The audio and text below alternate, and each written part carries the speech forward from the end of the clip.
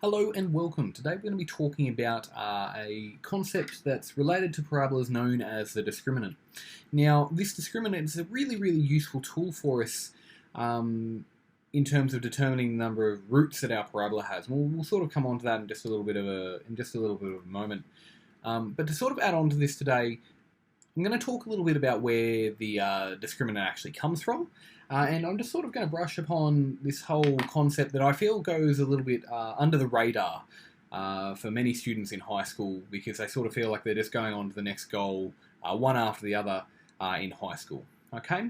So everything today is going to start off with this wonderful formula called the quadratic formula. You've seen it before. We've done this earlier on in the year.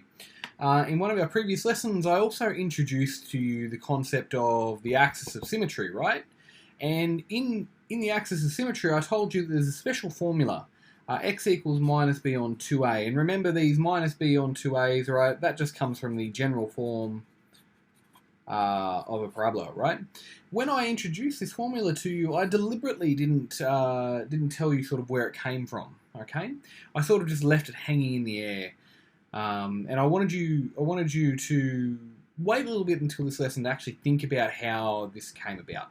Okay, so this is a concept that I want to talk about that goes underneath the radar. Not the concept of the axis of symmetry, but the concept of taking something that you've already established. Right? When you first see this quadratic formula, it's often feels like the end of your journey with parabolas and like sort of sketching in your quadratic equations, right?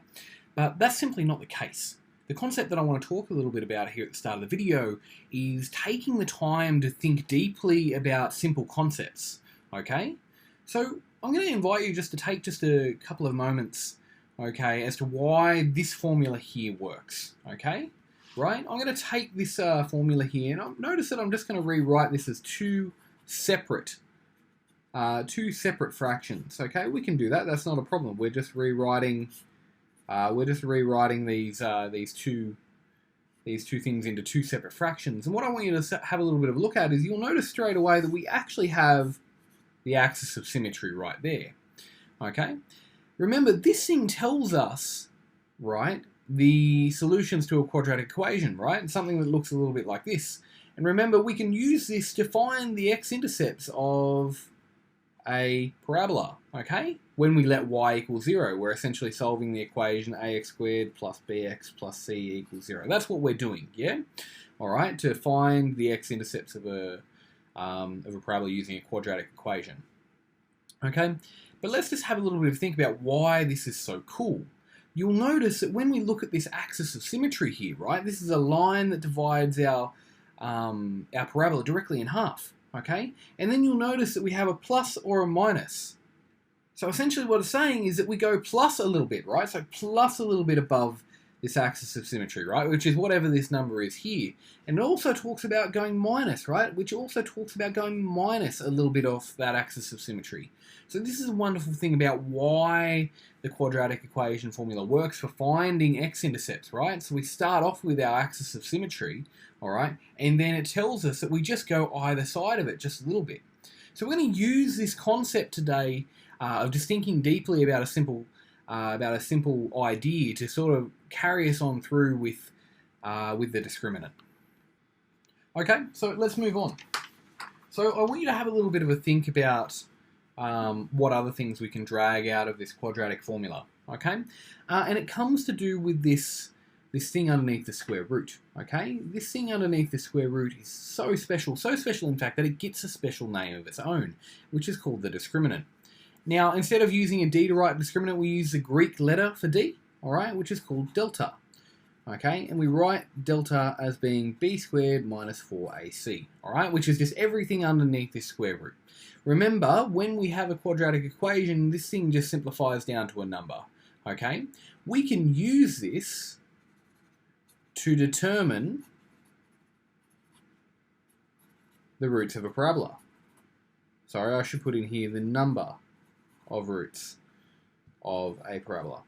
Now, what do I mean when I say roots of a parabola? I just mean the x-intercepts, okay? So let's have a little bit of a chat about what actually happens in each case, okay? So in case 1, okay, case 1 is where we have everything underneath that square root, this whole b squared minus 4ac. Remember, we're relating that to the general form of parabola, but we have this entire thing greater than 0. So that means the number that we get out underneath the square root, okay, is positive. In this particular case, we end up with the parabola crossing the x-axis twice, okay? In this case, we say that it has two distinct, right, meaning different, real roots, okay? So two different x solutions, okay? X-intercepts on our parabola. In case 2, okay, where our discriminant equals 0, I want you to think about it this way, right? That's where this whole b squared minus 4ac equals 0. If it's equal to 0 underneath the square root, it essentially wipes that portion of the quadratic formula, leaving us with just the equation of the axis of symmetry, right?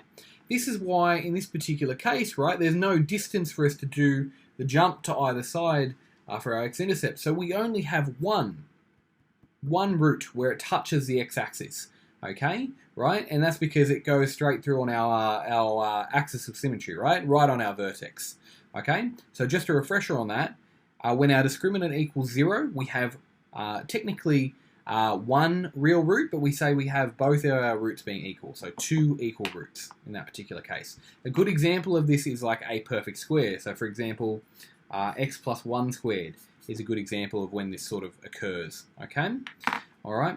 In case 3, where our discriminant is less than 0, what this means is we have a negative number, okay? Right? So this is where this whole answer here is a negative number, right? So essentially that means we have the square root of a negative number. That can't happen, which means that when we solve our quadratic equation to find our x-intercepts, there is no solution.